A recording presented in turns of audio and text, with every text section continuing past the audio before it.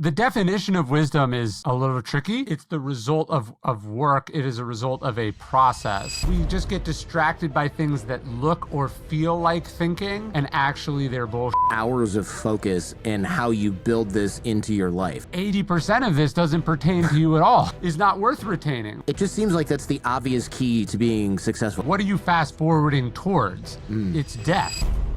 I can say this honestly. I have not checked Amazon a single time. I have no idea what the rank is. I have no idea what the reviews are. It's actually weird. Like I've tried to get better at not paying attention to that stuff, and it's generally made me happier, and I think generally made me better at doing the important part, which is the writing. But there is something a little weird about it in that, like, it's not that I don't know. It just feels a bit anticlimactic. Like it's like, it did come out, right? Like I'm just, you know, like it did.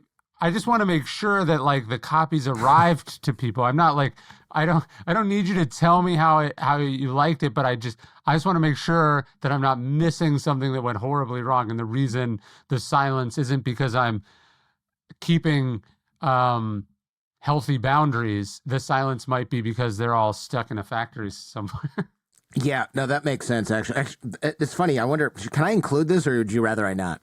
Yeah. No. This is for people who just like kind of chimed in on this, and we're talking about the book release and the book ranking. And I feel like for me, it would just be very hard to work on something for years, release that thing, and then be like, I don't want to look at it. I swear I'm getting deja vu. Maybe we've talked about this before, but this is how I think like Johnny Depp and if some other actors, they never watch a movie that they're in. They just won't do it. So this is like a little different. Like I definitely don't like to watch videos of myself like on stage, or I would never watch movies that I was in because I would be mortified. Like I don't like that kind of performance. Like that's not my jam, right? I have no problem like going over something I've written, and I look at the book proudly. It's just I've tried to get it. To me, when Johnny Depp's or and he's a problematic figure. So, but when you take any sort of performer and they're like, I don't like to listen to what I do, or I don't like to watch what I do, that I understand. That's just a little. That's like this weird, uncomfortable sort of like thing. To me, though, the more dangerous thing is like if you love the sound of the applause, right? Like if you're in the whether you like to watch your work or not is secondary to I think a more insidious form of ego narcissism, which is like you're sitting in the audience and you're just like soaking up the adoration, like look how great I am. So for me, it's not that I'm like done with the book because it's out. It's more like I tried to take all my winnings off the table before it came out, in that like I enjoyed working on it, and I think I did my best work, and I think I said what I wanted to say. And then I think I did everything that I can do from a marketing and promotion standpoint, which is important too. I'm not just like, I'm not some like pure creative who's just like, well, I hope it comes out, like, I mean, I obviously, I'm doing a podcast right now with you. Like, I care about telling people about it, and I want them to read it.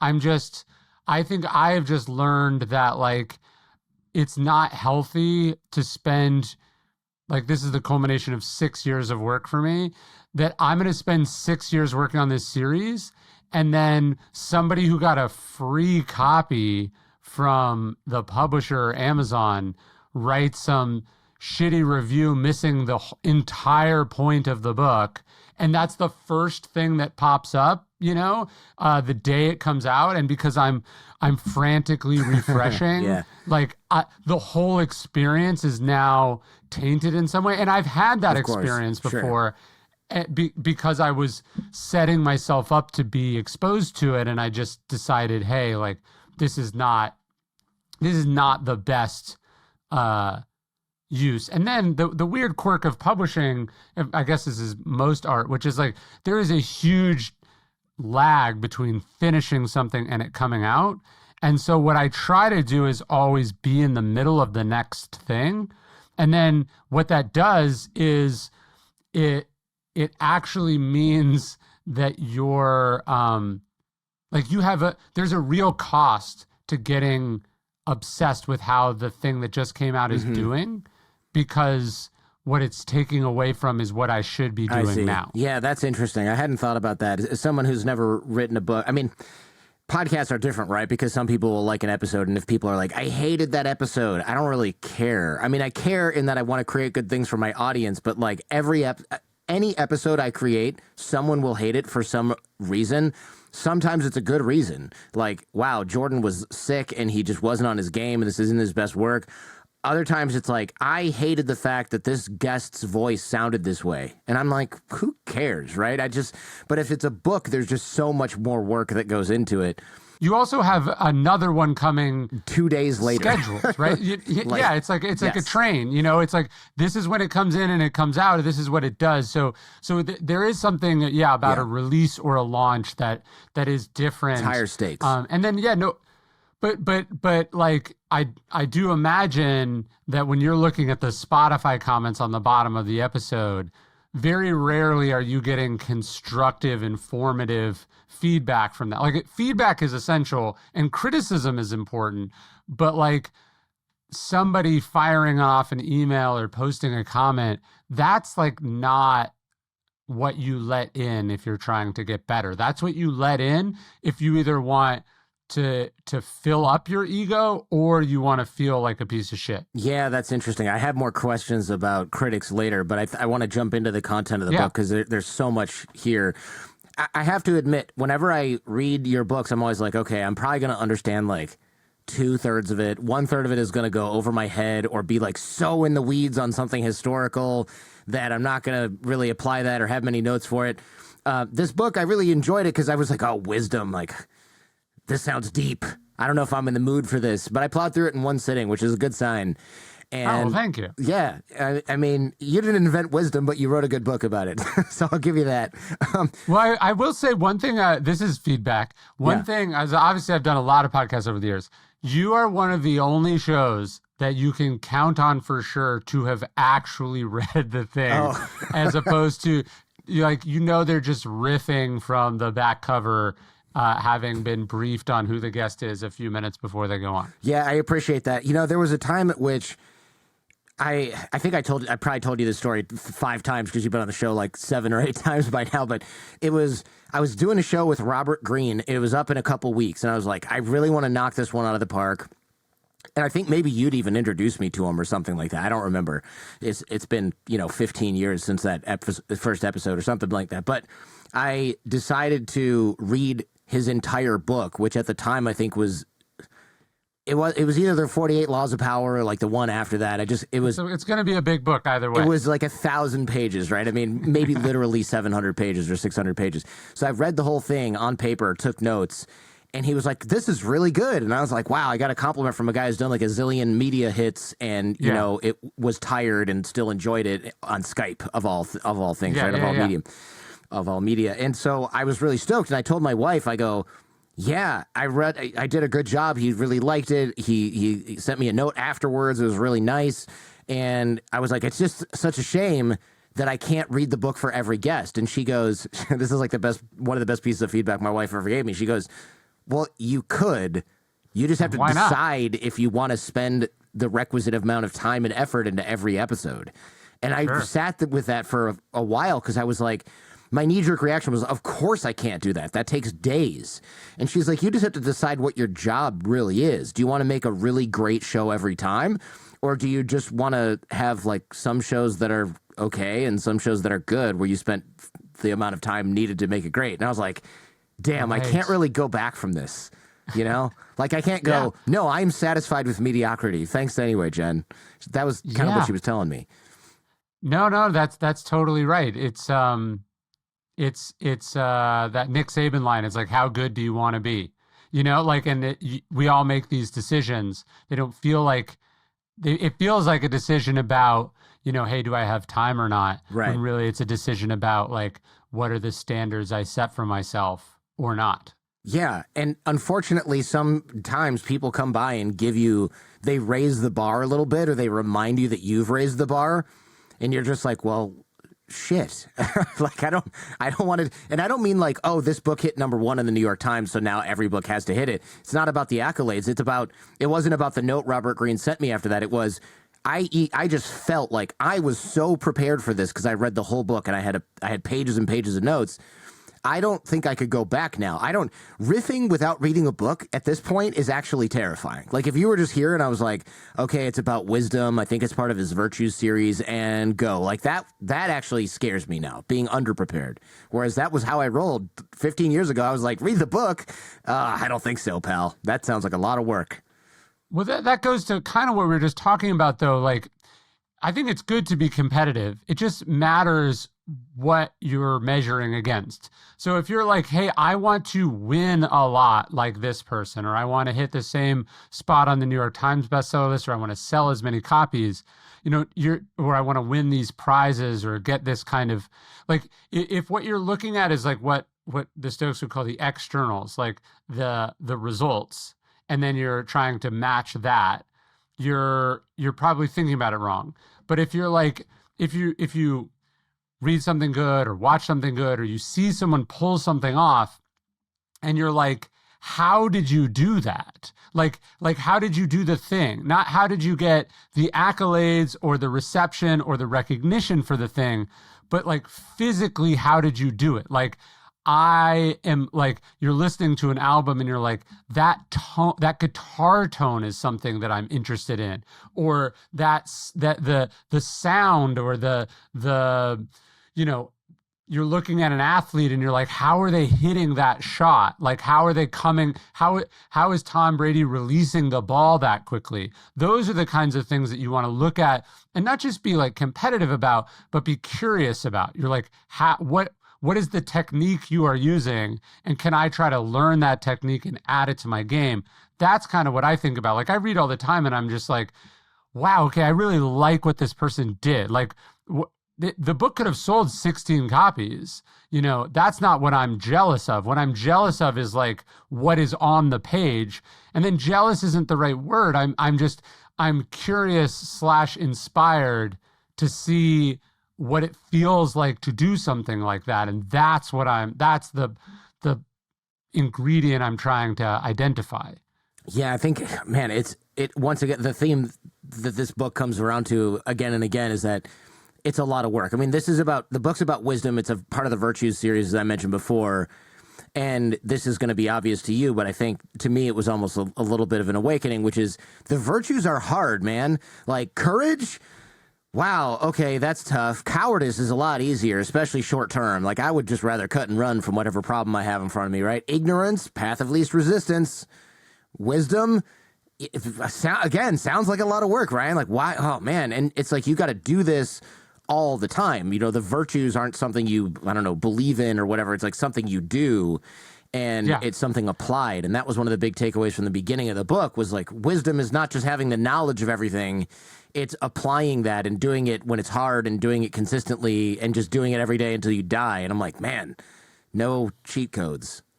Well, it's not something you are or something you are given or something you're born with. Like, I think like the definition of wisdom is a little tricky, but I think one thing we can agree on is that no one is born with it.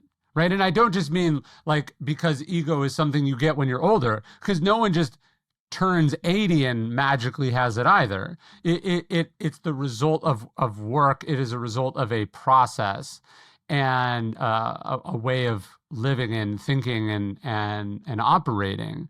And I think that's true of all of the virtues. And if this does make sense, like if they were easy, if you naturally had them, we probably wouldn't hold them up as admirable Right. things to strive for. Like if you are born courageous or cowardly, if you are born disciplined or not, if you just have a good heart or not, and that's all that counts.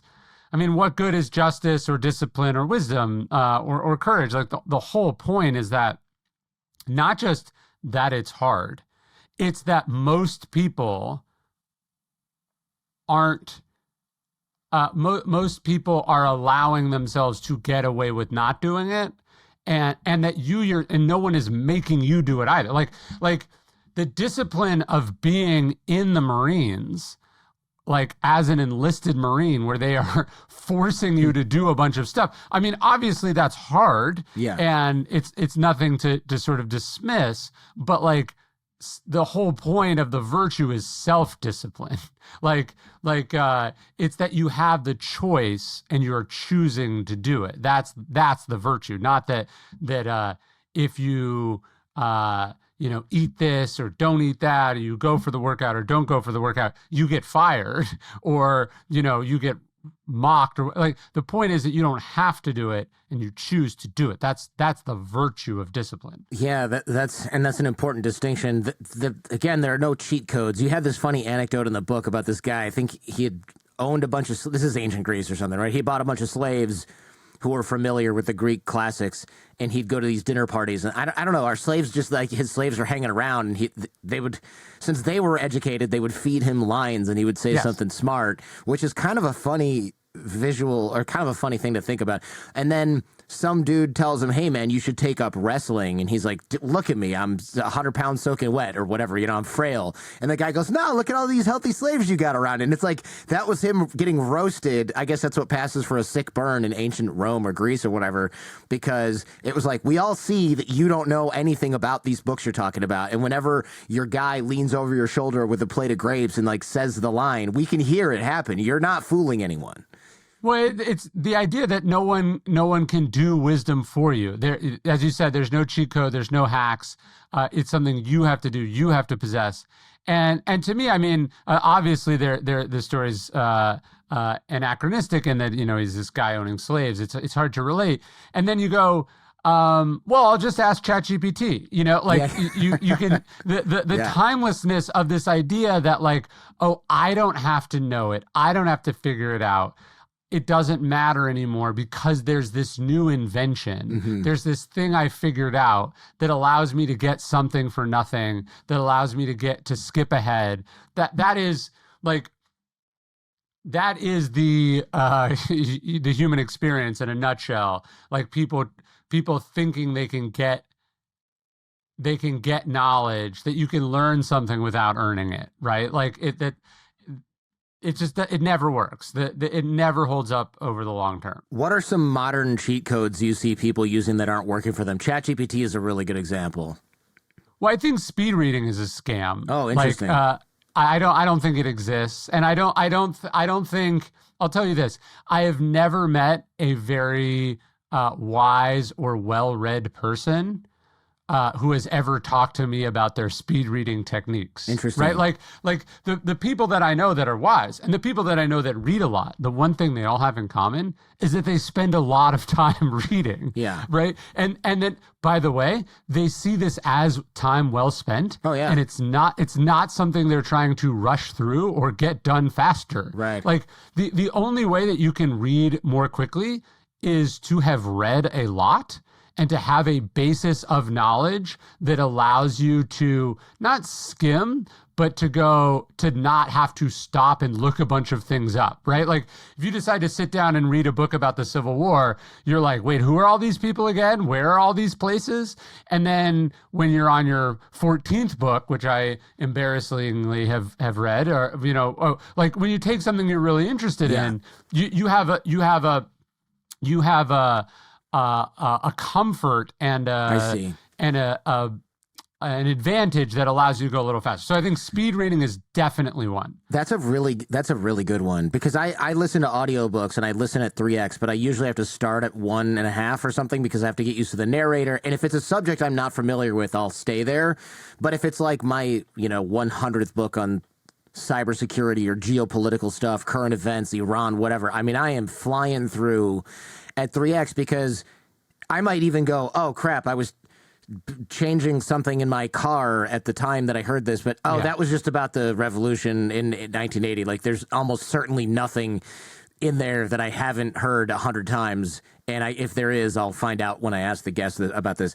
So like, and listening to audiobooks on various speeds to me is not that is not like if you took a speed reading course and they're like, okay, what you do is you download a book on Amazon, and then instead of listening to it at the 1x speed, you just press this little button and it's 3x. Like, no, like that's not the promise of speed reading. The promise of speed reading is you can read this 1,000-page book in 30 minutes, right? Like, or whatever, right? Like we all read at different speeds. I would say I'm a moderate to average, person at the speed that I read. I just read a lot. I'm just saying this idea that you can whip through long, difficult texts, without much effort, is a scam, right? Have you tried it? I tried it and I was terrible at this. It's like you put your hand down the page and you get the words, and I was like, I'm picking up 0% of this. Like, none. It's not only not real. I would say that, like, when I'm reading, what I'm actively doing is trying to slow down. Like I'm working on a project now, and like they sent me this PDF of stuff, and I'm like, okay, now I have to print out this PDF, I have to get a pen, and I have to sit here and go through it extremely slowly so I understand every word of it, right? Like, most of the time you're trying to do the opposite of get it done quickly, if what you're trying to do is learn and extract value from the thing. If you're reading a novel and you're just trying to be entertained or enter another world, like, you crank up the audio speed however you want, right? That defeats the purpose. So that's like going, hey, do you want to watch this movie? Yeah, but I only have 45 minutes. Let's watch it at 2.5. And you're like, well, skip the middle. It's not that good. Skip the middle, and like there's this whole side tangent that's supposed to be really funny, but I don't have time for that right now. It's like you just defeat the whole purpose. It reminds me of that movie. There's an Adam Sandler movie, which I'm sure is not on your top list, but it was like he had this remote where he could skip things. Yes. He got a Bed Bath and Beyond, and in the Beyond section, of course, and he would skip through like his kids' stuff, the kids' play, sex when he was tired, and then they found out later, like, wait, that I'm skipping through my whole life, and the sort of the metaphor there is like all this hard stuff, or this stuff that seems hard in the moment, is actually like, this is the gift that you have, so you're doing the worst thing that you can do with it. When it's not just that it's valuable stuff you're skipping over. This is a very Stoic idea, but it's like, what are you fast forwarding towards? It's death. Like, how the movie ends, right? Every movie ends with you dying, for all of us. So like, what are you rushing towards? It's like, I like reading. Why am I trying to get this over faster? So that's definitely one. I mean, look, another one, like a thing that I think people think mentorship is this like hack. Now it is, right? In the sense that there's a bunch of lessons that you don't have to learn necessarily by painful trial and error, and you can have someone teach you. But the idea that you just like, and you see this, people are like, will you be my mentor? Right. I don't get as many of those as I used to. I don't know if that's a me thing or if the moment of mentorship is kind of past.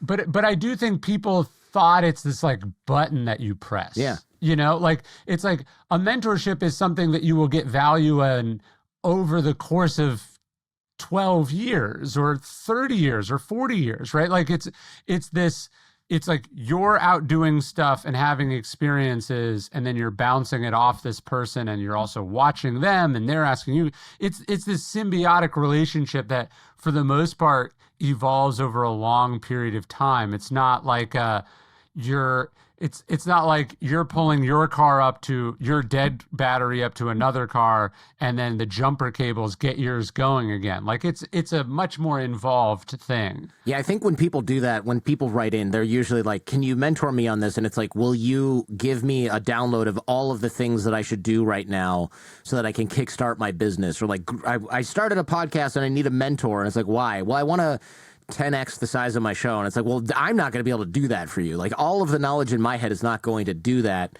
for you. And also, and there's the kind of the also like, why would I do that kind of thing? Right. If you had the power to magically 10x things, you'd just be 10xing your own stuff all the time. Yeah, or like I'd start another show and I would 10x that one, and I'd have 10 of those, and we'd be having this conversation on my yacht about why I don't have time to do this for you, person who's a stranger in my email inbox. And back to the concept of wisdom here.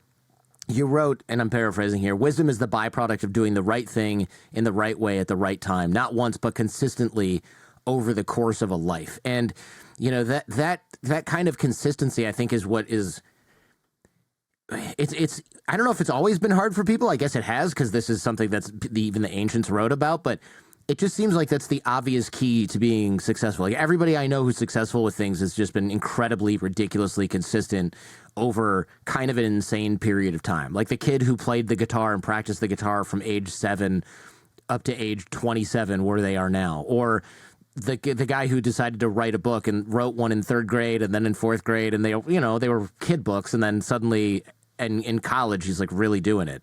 It's pretty incredible to watch just the really simple compound returns on a drop of water dripping on a stone over 1,000 years or whatever, right? The proverbial this is where the virtues are related, right? So if wisdom is this idea of like wanting to learn as much as possible and be exposed to as many things as possible and to get as much experience as possible and to reflect as much as possible and to read as much as possible, right?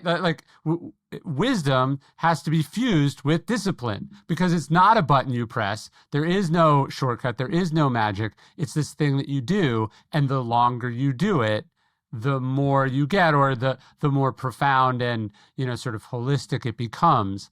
And so it's like, you know, it's not like, hey, I read a lot when I was in college. Mm-hmm. It's that I read a lot, right? Or it's not like, oh, I had this formative mentor.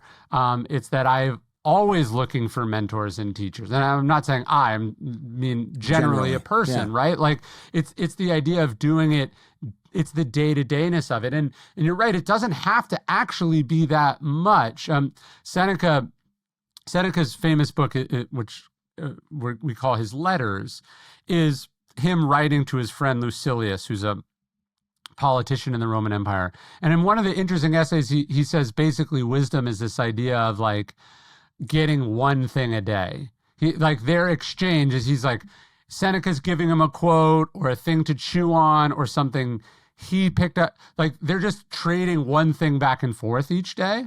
And he's like, this is the path to wisdom. Like if you do this every day, at some point in the future, you will have a lot of these days stacked on top of each other. And the cumulative result of that will be a lot. It's actually not the cumulative result. It's the compounding result of that, right? So it's like you're reading something and then you're experiencing something and then you're reading more and then you're experiencing, and all of that is building on itself. And if you're just making a small contribution each day, it might not seem like much.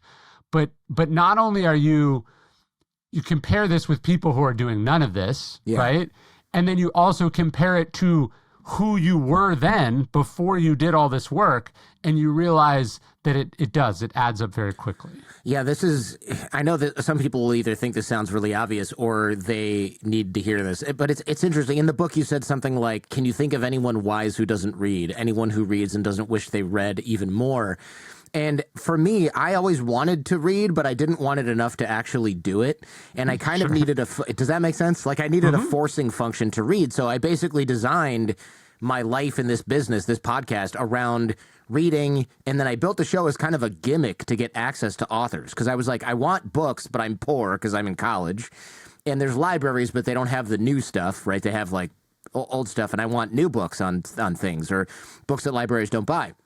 So I wanted to get the books for free, and then I wanted to fill in the gaps in my knowledge by talking to the authors, and most authors are not interested in talking to one random reader for 2 hours. Like, it's not scalable.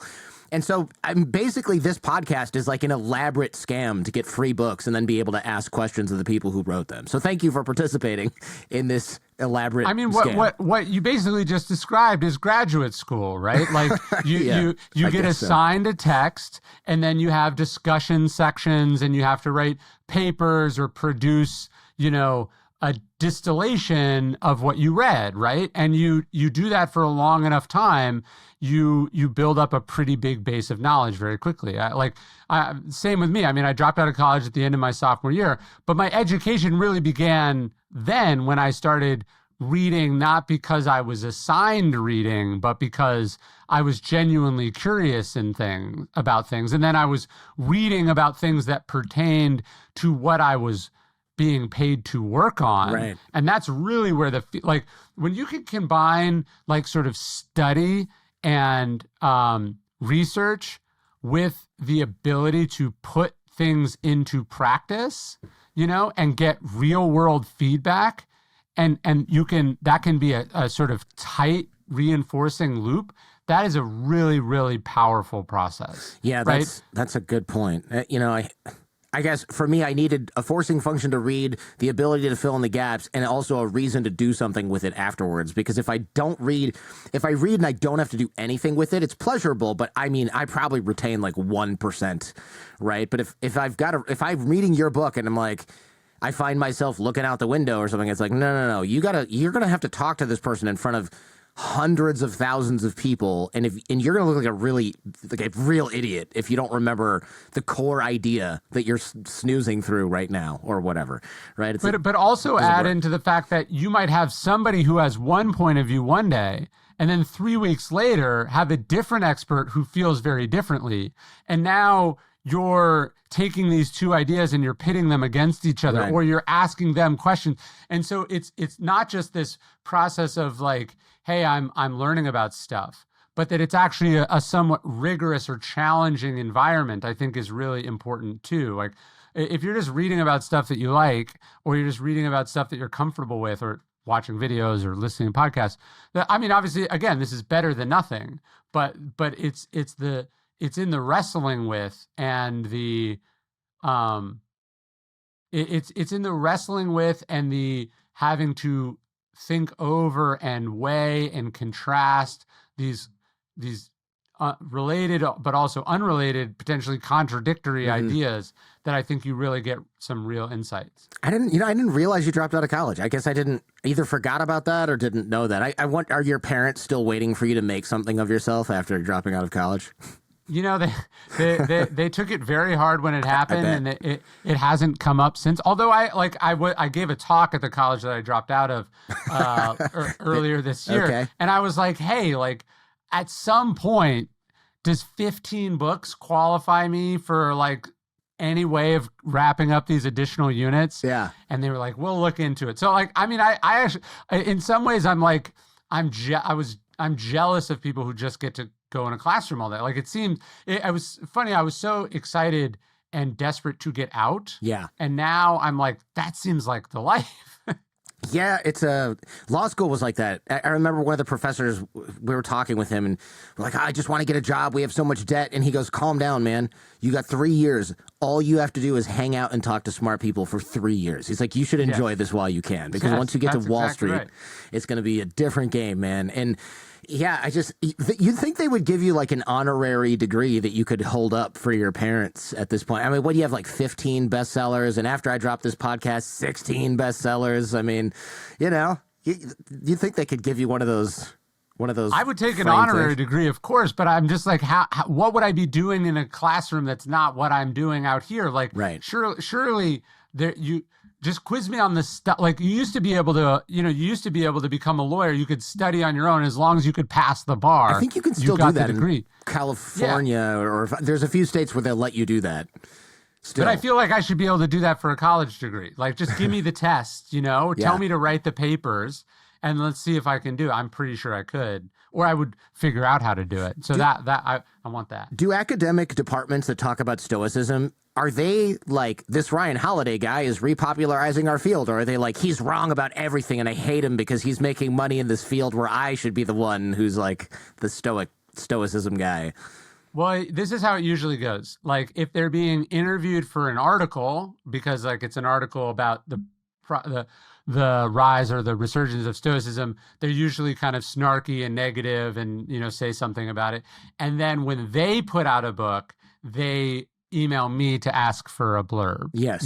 Or if they can come on my podcast. So cool. So that's how it tends to work, which is that in the abstract, they talk shit about you, and then when they want something, they are shameless in asking for it. And this is not just academics, but you find this anywhere, right? It's like the college student will talk a lot of shit about, insert, industry, but then when they have to get a job and they're being interviewed at said company, they're all very nice. Oh yeah, no, all the guys Not all the guys. Many of the guys I worked with on Wall Street were the guys in law school who were like, yes, screw the man, dude. Don't work for the man. I'm like, this is the man. This is the man on top of the man. Like, you think the government's the man. Wall Street is the one pulling the strings. So how's that spreadsheet coming there, Andrew? And it's like, yeah, I'll be done with it in 6 hours. I mean, we just, like, you sell out real fast when you see that you have $300,000 in student loans. Of course. Not much of a choice. This is a complete tangent, but I'm curious if you know this guy Montaigne you write about. You say that he asked Rome if he could be made an honorary citizen after he retired and was traveling. What does that mean? Because it's probably not the same thing as like, hey, I'm traveling. Can I be Canadian now? There's got to be something more to it. Like, what benefits are involved? Yeah, I mean, obviously in the 16th century, the 15th and 16th century, citizenship was a little bit different and borders were a little bit different. I think what he was saying is that, he's French. But like when he grew up, Montaigne had this fascinatingly unique education. His father wanted him to learn Latin, so no one was allowed to speak anything but Latin at home, right? So like he grew up as if he lived in ancient Rome where they still spoke Latin. And so I think he just had this lifelong fascination with Rome. And I think he asked the Pope or, whoever the mayor of Rome was, I think he just wanted some sort of honorary certification that he was, adopted by the tribe that he's so identified with. This is like your honorary college degree that you don't have. Exactly. The same thing. Exactly. I just want to identify as a graduate of a reputable academic institution. We'll look into it. Just, you could offer your next keynote. You could waive your fee in exchange for that piece of paper. I don't know what you're charging now, but it's probably cheaper for them to print out a diploma. I don't know. That's actually a good point. Almost certainly cheaper for them, actually, to print out one of those things. Yeah, it's like, hey, if I will teach a class, if at the end of it you allow me to graduate from said university. That's funny. That's a good idea, man. To put that seed in there and see how that shakes out. I shall. You also write about Machiavelli, which I read that in high school, and I remember being like, damn, this guy's ice cold. But you focus more on his hours of focus and how you build this into your life. And I'd love to hear how you do that, because I think the hours of focus thing, I mean, it's challenge. This is like the cliche is like, we have all this technology and it rips us away from focusing, and it's harder than it ever was. But I don't know, man. History is rife with people that if they'd focused more, they would have been able to build something better. Well, Machiavelli is fascinating because obviously, he has the reputation for being what we would now call Machiavellian. He writes The Prince, so obviously he's about tyranny and power and control. I mean, he was a literal Republican in that he wanted Florence to be a republic, so much so that he was taken prisoner by the Medici family and tortured for being a radical. And that's that's why he dedicates The Prince to them as a way to restore himself to their graces. But it's actually a very subversive work that's sort of in some ways criticizing what a prince is. None of that has to do with what I talk about him in the book. But so after his sort of torture, he's basically exiled. He's thrown out of politics. And so he lives in the country, and he would write he writes beautifully of like what his life was when he was not in the sort of hustle and bustle of things. He would work on his farm, and then he would change into his nicest clothes, and he would spend, literally hours, 3 to 4 hours a day, he would say, conversing with the ancients. It was, like when Cal Newport talks about deep work, he's talking about like extended periods of deep work, which is a beautiful, I think, even kind of sacred thing. Like my schedule's been pretty busy because of the book launch. So, I was on the West Coast for a week, and then I was on the East Coast for a week, and then I had a bunch of stuff. And then, now like this is the latter half of this week is the first week I've gotten to go back into my routine. Right. And like basically from 8:15 to 11:30, I was like just in with my ideas and my writing and the book that I'm working on now. And that's my life. Like, that's what I love. That's the thing that keeps me going, is like that period. I mean, it's hard work and it's exhausting and tiring and my brain hurts sometimes, but it's also deeply restorative and peaceful and, stimulating. Yeah. And so I think, people think this is something you can do while you're doing 20 other things, right? They're Yeah. and like what is the job of a leader or a creative or, basically insert profession that's not built around periods of that? And you look at people's calendars and it's like, so you just have meetings all day? Yeah, yeah. When are you thinking about the things that you would say in the meeting? In the shower. At night when you're supposed to be sleeping.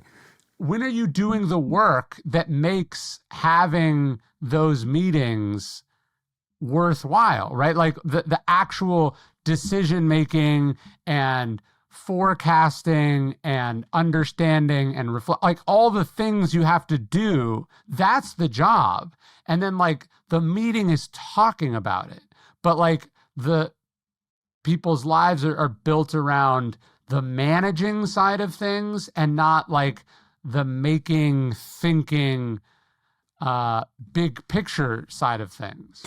Yeah, that's funny. My friend who was in the C-suite at Amazon showed me his calendar once, and I was like, at what point in the day do you work? And he's like, I either come in on weekends or I stay late, because everything 9 to 5 was meeting, call, meeting. And I remember my friend who used to work at Twitter, this is like 10 years ago, maybe even more. He had a meeting pop up, and I was like, oh, do you have to go? Because your phone notified you have a meeting. I don't mean to be all... And he goes, no, every meeting for us is optional because we're in sales. And I thought that was so interesting and so telling, right? So corporate... meeting all day, but the salespeople who actually earn all of the money to keep the company afloat, if they have a meeting, it's completely optional. And he was like hanging out with me in his office and we were going to go eat something. He was not busy per se. And he's just like, I'd never go to these. And I'm like, but you don't miss anything? He's like, nope, nothing. If it's important, it comes in a company-wide email and I'll read it eventually or somebody will tell me. He's like, no, I'm supposed to be selling ads on Twitter.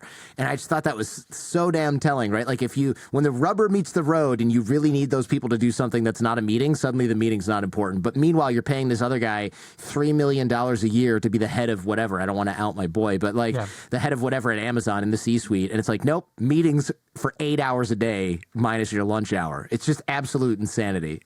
Well, at some point in Amazon, the meeting culture got out of control and they sort of switched things. I talk about this in the book. There's a famous shareholder letter where Jeff Bezos talks about this policy where basically, like, if you wanted to call a meeting, you had to spend the preceding couple of days writing like a 2 to 3 page memo about what the meeting was about. Yeah. And what we were supposed to be thinking about. And the idea was like, you start the meeting, everyone sits down, reads the memo, and then the meeting's pretty short because all the arguments have been laid out on the page and now we're just deciding, right? Yeah, the problem is most meetings are like that's wisdom, right? The wisdom is sitting down, learning about the problem or the issue, laying out all the options, and then making a cogent argument about what should or shouldn't be done, right? But that's not what most meetings are or what most people do. Like what people want to do is sit down extemporaneously and bullshit about it and then act like what is happening is in any way educational or informative. I've been riffing about this a little bit. You might appreciate this. Like, I think this is a fundamental problem with podcasting as a medium. Like you were just talking about how you read the thing, you do prep, you know what you're trying to get. It's not that you have a script, but you're like, these are the things I want to talk about. These are the directions we can go. These are things I want to learn.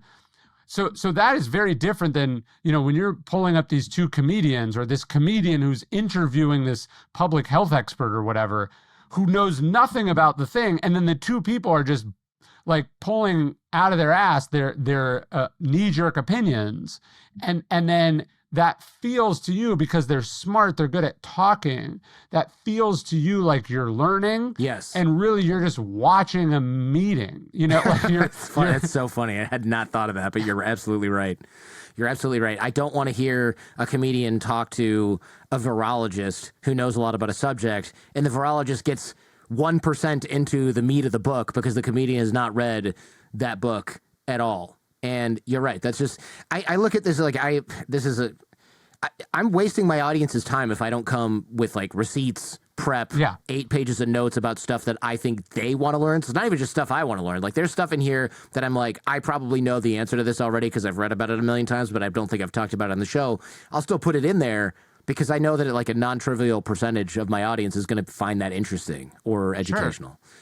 You have to do that. Otherwise you're wasting, like think about it. You waste an hour of your time. You read a book you don't like for an hour and you're like, and you put it down. Imagine wasting hundreds of thousands of other people's hours in 1 week. That, like, if you add that up over the course of a podcasting career, that is a Nobel Prize cure for cancer amount of time that you have wasted listening to yourself talk and make jokes about a book about vaccines or something like that nobody needed to hear. No, I think that's exactly right. And yeah, one of the, to me, an insight and a bit of evidence of wisdom is knowing the value of time, your own and other people's. And I just think it's like sometimes we just get distracted by things that look or feel like thinking or look and feel like they have some kind of intellectual rigor to them. And actually they're bullshit. Like one of the things I talk a lot about in the book is just like, how easy it is to fall prey to cognitive biases, how easy it is to get led down the garden path, as they say, or just to sort of mistake something because it appeals to you emotionally with fact or information.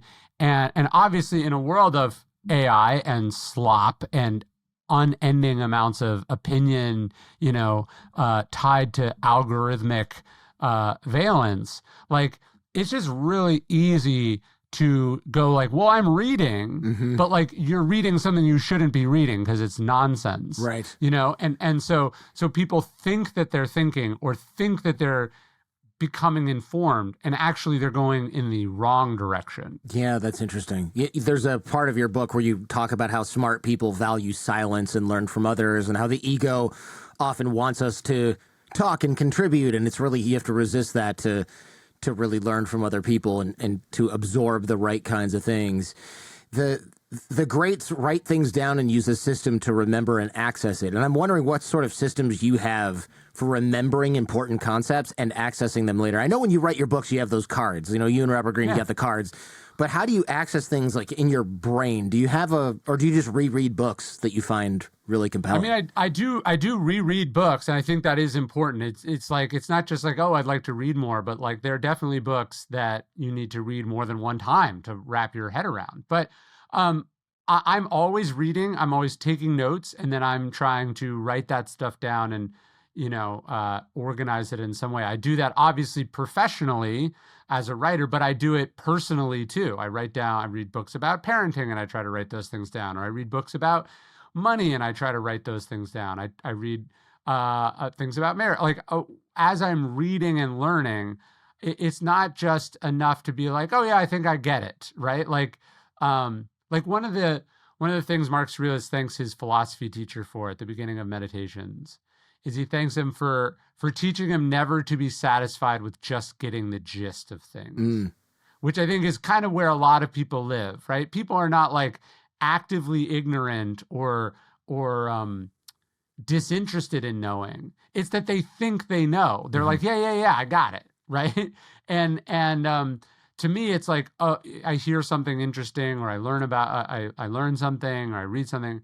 To me, that has to be the start of a process, not the end of a process. So I want to go read and learn and watch. I mean, even like one of the things I do where I do think, AI can be interesting in is like, you can go like, hey, I heard about this. Like, tell me everything about this, or point me to 5 articles that I can read about this, or, are there good documentaries to watch? Like, you can use it to help you go down the rabbit hole, which I think is really important.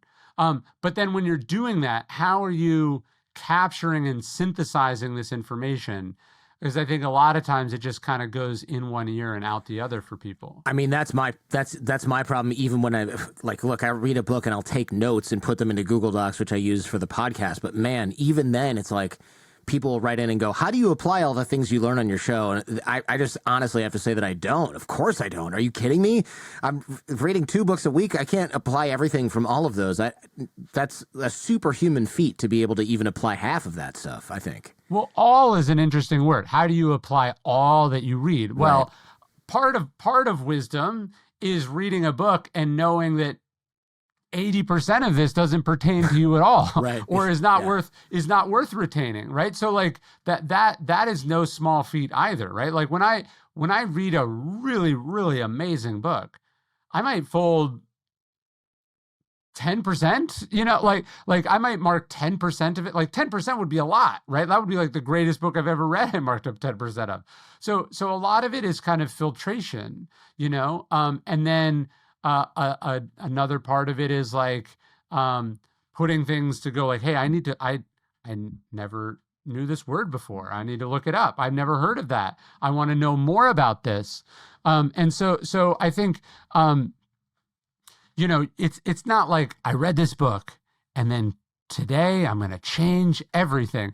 That's the other part is like a lot of what you're learning, and the reason you want to capture the information or put it somewhere is like you read something and then 20 years later, you're like, isn't there something in that book about this? Or like, you read books about parenting when you first have kids, and then it's like, okay, well, this will be relevant when I have a 16-year-old, but I currently have a 16-day-old. So I got to squirrel this away somewhere.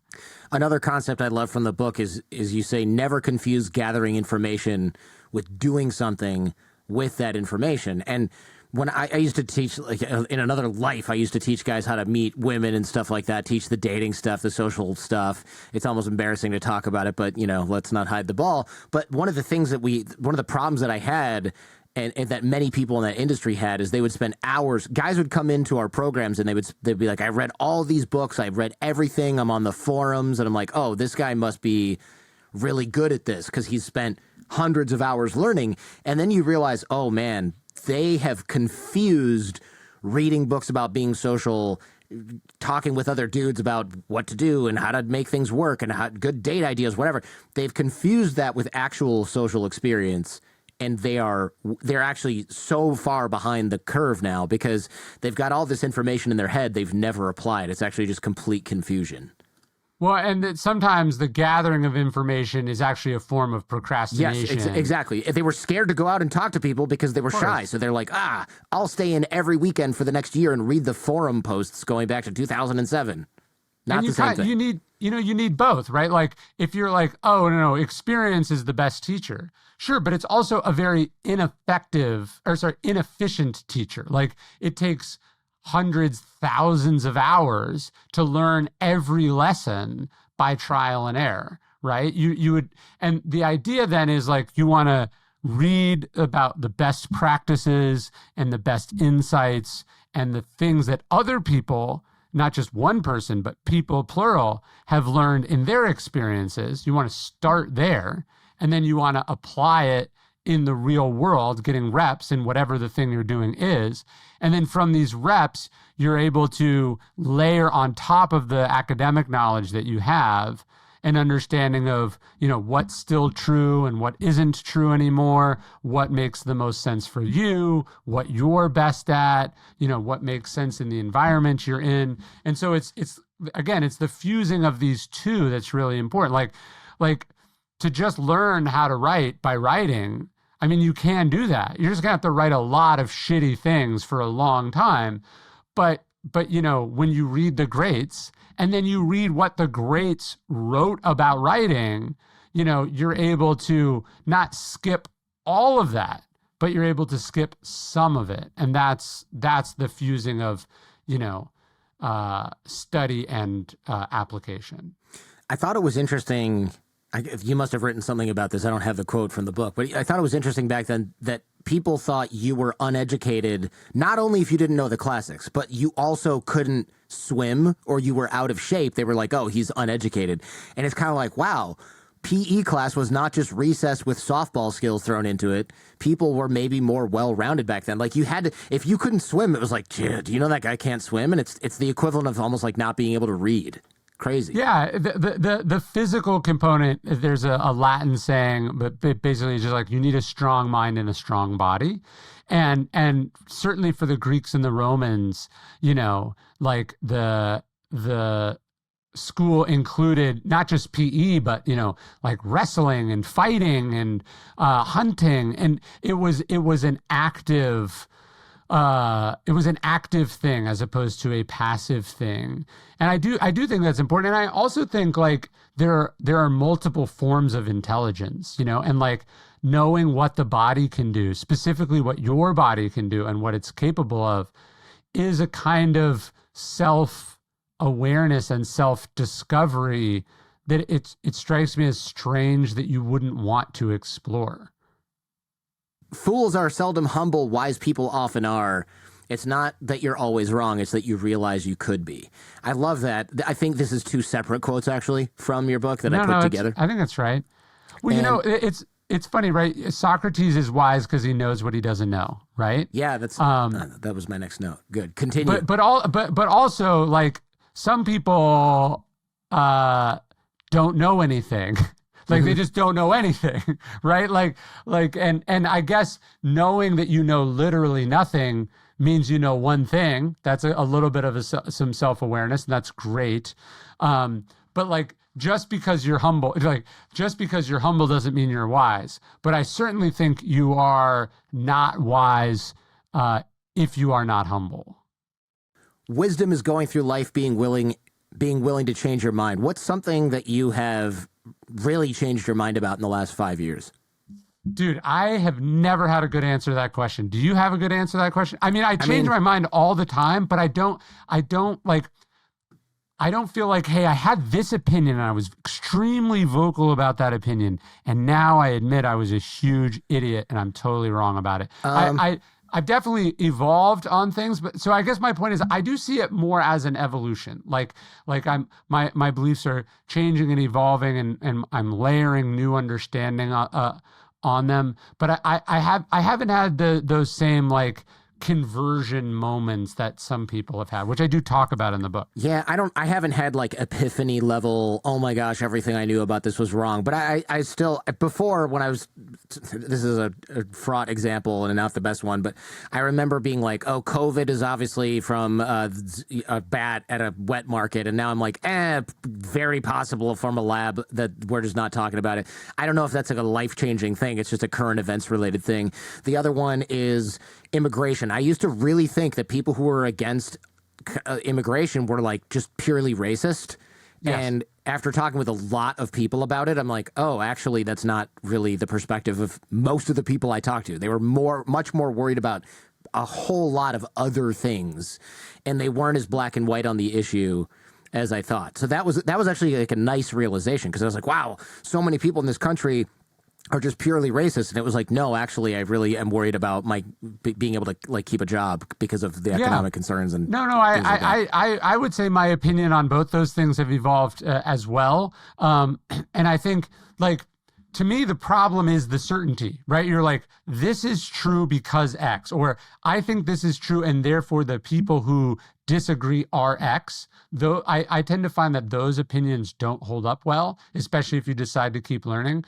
I'll give you one. So like, I grew up religious in the sense that like I was confirmed Catholic. We went to church every weekend. So I remember working. I didn't like necessarily believe like I just came out of the womb thing in this way, but I remember going to church often enough that I felt compelled to do the work to figure out how to believe in this thing everyone was telling me to believe in, right?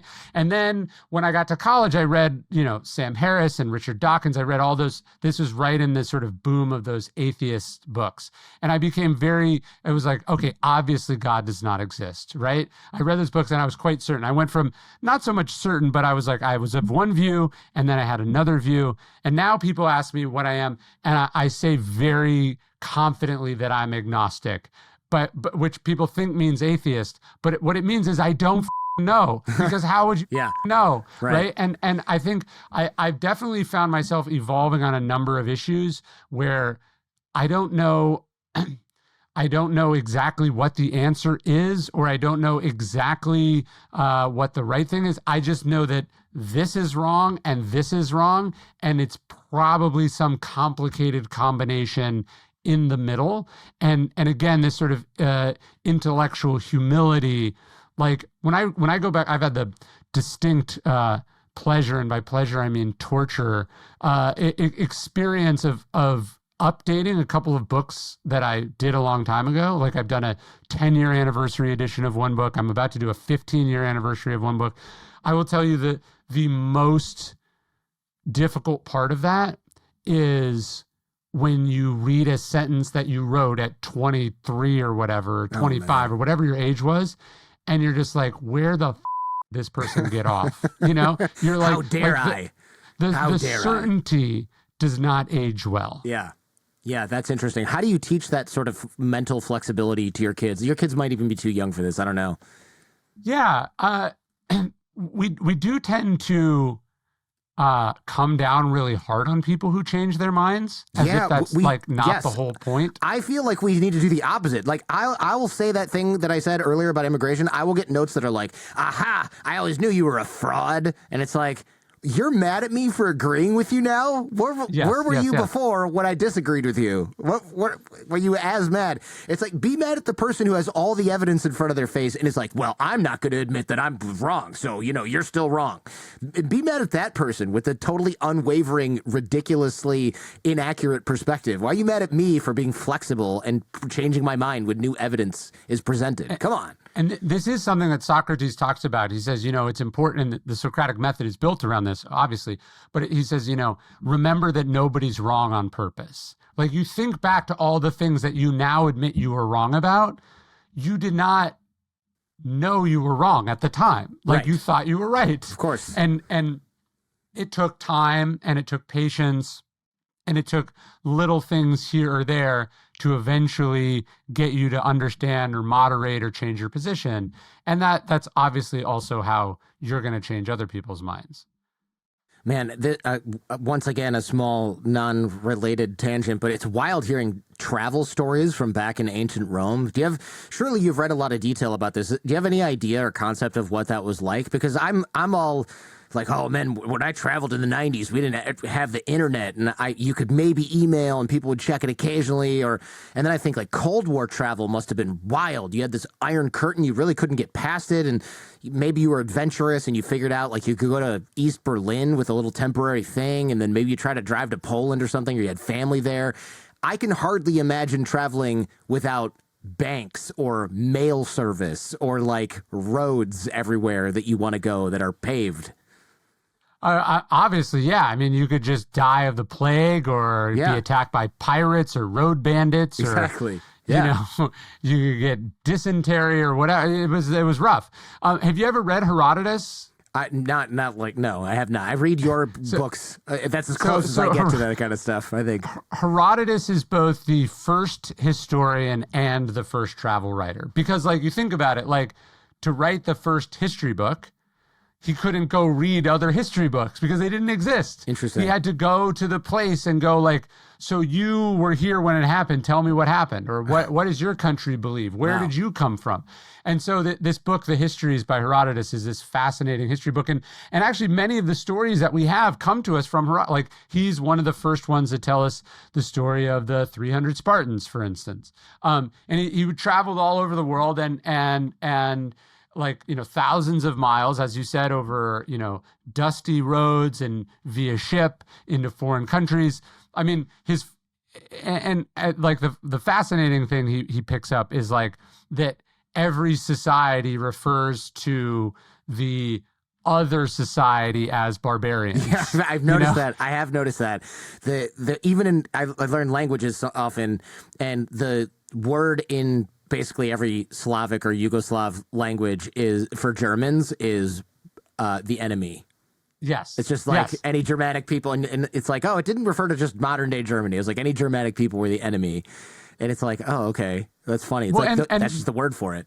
this is the importance of both travel and the study of history, is because, like, you read a lot about America, you spend a lot of time in America, you're like, Americans do this, Americans this up, American, and then you read about Rome and Sparta and Athens and, as you said, Germany, and you go, oh, wait, every country does this stuff. Every country is bad. Yeah. Every country has shameful secrets. Every country has weird, hilarious quirks. Every country has practices that make no sense. I mean, one of Herodotus's famous stories is he talks about these two different, it's like the meeting of these people from like India versus these people from Greece. I forget what it was exactly, but he's basically like, one of them is describing how they treat their dead, and the other is like disgusted and appalled.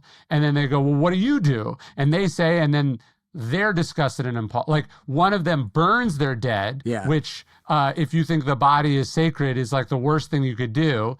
And then the other one, like, I don't know, like ate a piece of the dead. And then if you think the body is putrid and disgusting, that's the worst thing you could possibly do. And his point is, everyone thinks what other people do is crazy because they think going into it that there's only one way to do things. And that wisdom is, again, part of the reason for the humility that comes along with wisdom is that you learn there's a lot of ways to do things. Yeah. There's something I read about recently. I think it might be Zoroastrian. I could be wrong about this. They take their dead up this mountain, I think in India, and they leave them there. And there's just this huge gaggle of birds that eat the dead bodies. It's called a sky burial. And that to me is just like creepy and crazy to me. Imagine you go up there with your dead relative and there's just thousands of bodies and bones, and they're just being devoured by these birds. But then I don't know. For some reason that reminded me, because I feel like you tell that to anybody but someone from that culture, and they're like, "Wait, back up. What are you talking about?" Well, this is the fascinating thing about Montaigne, and I talk about this in the book. Like, while Montaigne is living in sort of Reformation and Counter-Reformation France, the New World is discovered. So there's these reports coming back of like these cannibalistic tribes and these, primitive savages on the other side of the ocean. And he writes this famous essay called On Cannibals, which you'd think is going to be sort of racist and closed-minded. And he's like, hey, do they draw and quarter their enemies? Do they burn people at the stake? He's like, because that's what we do, right? That's what we're doing right now in this religious. We're arguing over whether God wants you to do this or that, and if you don't agree, we burn you at the stake as a heretic, or we tie ropes to your arms and legs and pull you in different directions by horse until you come apart while you're still alive. He's like, I'm not sure they're the barbarians. Yeah. And so part of what study and being open-minded, and then of course travel, what it does is it allows you to see your own practices from a new perspective, or through the reflection of somebody else's practices. And then it should ideally, open you up, and you go and get you to question, well, why are we doing it this way? And is this the best way to do things? And that's the exchange of cultures. So some of the stuff you include in your books, I'm always like, why did he include this? There was one here where you're talking about Abraham Lincoln and his thirst for learning and his character. And you're like, Abraham Lincoln, the man who freed the slaves. And then you explain that he represented many of his clients and friends against charges of bestiality, which, if people don't know what that is having sexual intercourse with an animal. And I had to reread that because I was like, wait a minute, hang on. That's not what he said. He represents multiple cases of people like pigs and cows and stuff. And I think it's like he tries 5,000 cases as a lawyer. Like, we tend to think of Abraham, again, we think of these people as like coming out fully formed. Or like Abraham Lincoln read a lot of books as a kid and that's how he became wise. And it's like, no, he spent 25 years as a lawyer in on the circuit. Back then, like, there wasn't enough people and resources in each town to have like a full practice. Yeah. A full practice. No, to have like a functioning legal system. So I didn't know that. Oh, wow. The judges and the lawyers would travel to little town to little town, and then for like 3 weeks handle all the cases they have until they would come back. In the old days, even the Supreme Court justices traveled. It's called riding the circuit, and you would have to sit on lower courts there wasn't just like, hey, you work in this courthouse and enough cases come to you. And so, his understanding of human nature and how to resolve conflicts and how to came from, representing cases that involved some weird, twisted shit, right? And like also my favorite Lincoln story in the book, just to let you know that he's not this like saintly figure. He loved practical jokes, right? And he was funny, and he tells this story about, he's riding the circuit with another lawyer, and they're having to camp outside, and they're sleeping up on this like rock or something, and he waits for his friend to go to sleep, and the prank he's gonna climb down from where they're camping, and he's going to shit in his friend's hat. That's going to be the friend's going to wake up and find that someone took a dump in their hat. So Lincoln does this, and they wake up in the morning, and the friend, anticipating the prank, has switched their hats. And so he shits in his own hat. And again, you think of Lincoln as this, like, you think of him as this black and white photograph, right? The man whose face is wrinkled and worn by this horrible Civil War, which it was, and the loss of his children and the pain and the heartbreak. And he's also a guy with a sense of humor. Right. He's a human being. And he learns, by the way, that humor is how you deal with what must have been a dark, disturbing look into humanity as he traveled to these towns, and he had to represent slaves and slave owners and wife beaters and people who stole the savings of little old ladies, and like he was a funny dude, and I love that story. That's a great story. I mean, you did, like, future president of the United States, like, you just think like, oh, the country's falling apart. You did a trial where someone went to prison for having sex with a pig.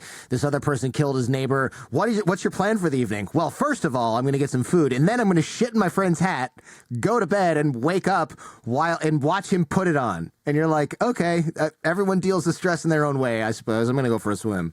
Well, I tell this story. It's like Christmas Day or New Year's Day in the depths of the Civil War, and Lincoln calls his cabinet in for like this emergency meeting.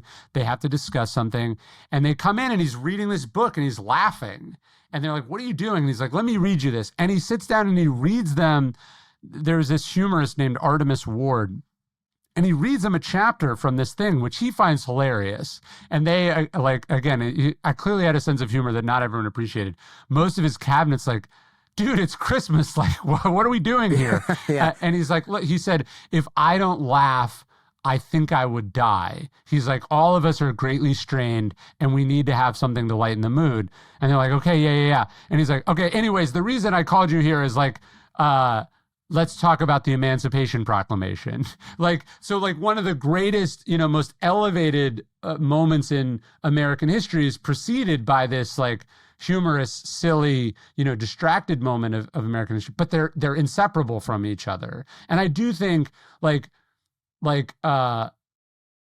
very often the wisest people, I would say as a general rule, every wise person I have met has a pretty good sense of humor. Certainly being stupid makes it hard for you to find things fun. Like people think humor is low and base, but I actually find that like real humor is based in your ability to perceive and understand the absurdity of the human experience. Yeah. Plus shitting in people's hats. I was going to say, and also shitting in people's hats. Exactly. Yes. It doesn't have to be elevated to be funny. I mean, what's funny about that is the juxtaposition of the person who did it, right? I mean, if some degenerate shits in a hat, especially his own, you're just like, serves you right. It's less funny than when it's the president of the United States. One of the most important, the guy on the $5 bill, got a story about this guy. Is it going to be a historical lecture? Not exactly. Not exactly. So good. It's so good. The book has some wisdom on critics. We touched on that at the top of the show. Listening to your critics is important, and you need thick skin, but if it's too thick, you never get the information that you need to improve. And I'm wondering how you balance this. I mean, you kind of talked about it. You hinted at it in the beginning when you're like, look, don't read the Amazon review, the first one from a what do they call it? Galley that some guy got for free, didn't want to read it, had to do it as part of his job. Like, that's not the guy's feedback that you want.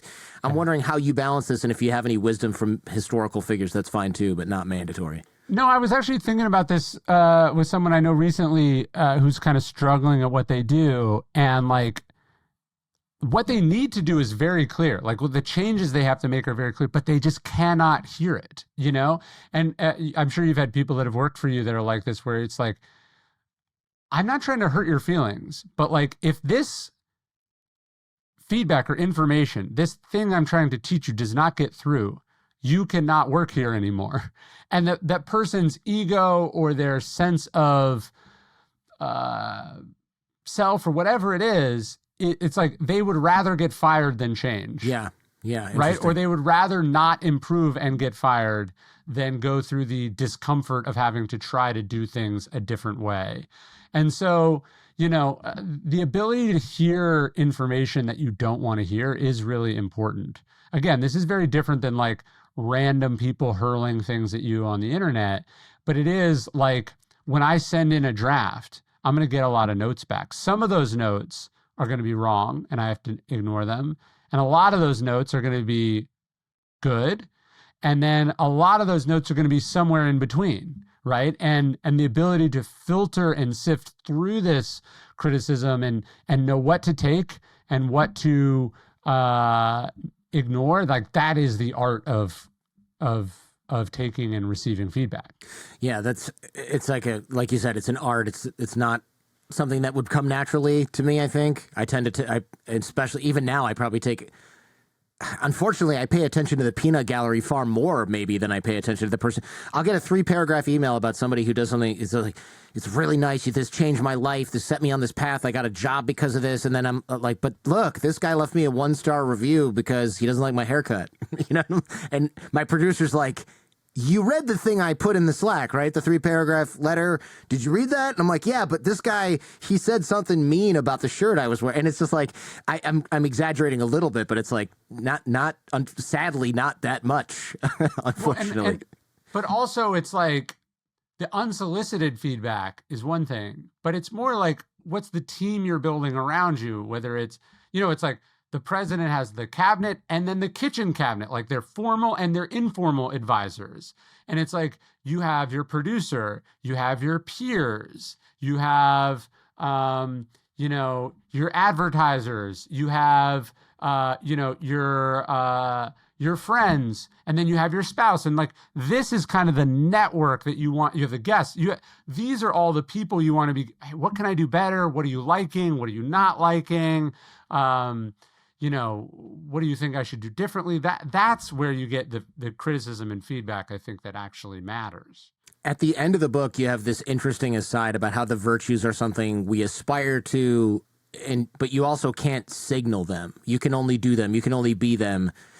It's probably, this might even be a silly question, but tell me the difference between virtue signaling and actually exhibiting virtuous behavior. Because while it seems obvious on its face, most people are actually just virtue signaling instead. Well, yeah, and obviously, look, there's this backlash today against virtue signaling, which some political junkies have and sort of super online people have started to take as like, well, actually, saying anything nice or caring about anyone is actually something to be mocked, and right. Like it's actually better to be an asshole. Which now we do this sort of vice signaling, but it's like. Are you paying lip service to the idea that wisdom is important, or are you like actively learning, right? Are you paying lip service to like, hey, like a great example would be like in the virtue of justice, right? Which is probably when people are talking about virtue signaling. It's like, so someone might go like, hey, you know, I think minimum wage should be X, right? And then, but when I have the opportunity to set the salary of someone who works for me, I choose to pay them as little as possible, right? Like how, what you think or how you would like the world to be is one thing. And I do think there is something in obviously saying nice and believing nice things. But what really matters is like, what are the decisions you are making when it pertains to things that are in your control? Another quote I loved, learn as if you're going to live forever, live as though you're going to die tomorrow. Yes. Is that going on your next coin? Is that going on a coin anytime soon? It should. That's a good one. That's a famous Latin expression. Yeah, it's Okay. like live as if life is short, but learn as if life is going to be very long. And which is to say, always be learning, always be curious, always be asking questions, always be trying to get better. And I think when you fuse those two things together, you know, you're set up ideally for a good life. I don't regret anything I've learned. Do you know what I mean? Like, there's Yeah, nothing I'm like, interesting. oh, it was so dumb that I studied that thing. You know what I mean? Yeah. I'm glad, even if I don't use it, even if some of it turned out to be wrong, I'm glad that I took the time to do it. Ryan Holiday, thanks for coming back on the show. You might actually have the record for the most appearances on this podcast. I have to go count, actually. Not sure. Well, that's a record I'd be very proud of. You keep writing them. I'll keep reading them, my friend. Man, it's awesome. Deal. What is the next book? Are you out of Virtues now? Do you have to switch gears? Yes. The Virtues was a 4-book series because the Virtues are courage, discipline, justice, and wisdom. And yeah, I'm working on the next book now. Can you say what it is, or it's a secret still? No, it's not a secret. I'm doing a biography of Admiral Stockdale. So I'm trying to write a very different book than I've done before. Yeah, that is different. Who is that? I don't even know who that is. I guess I'll find out when I read it, but I'm curious. No, I'll tell you all about it sometime. Ryan Holiday, thank you very much, man. I really appreciate you. Likewise.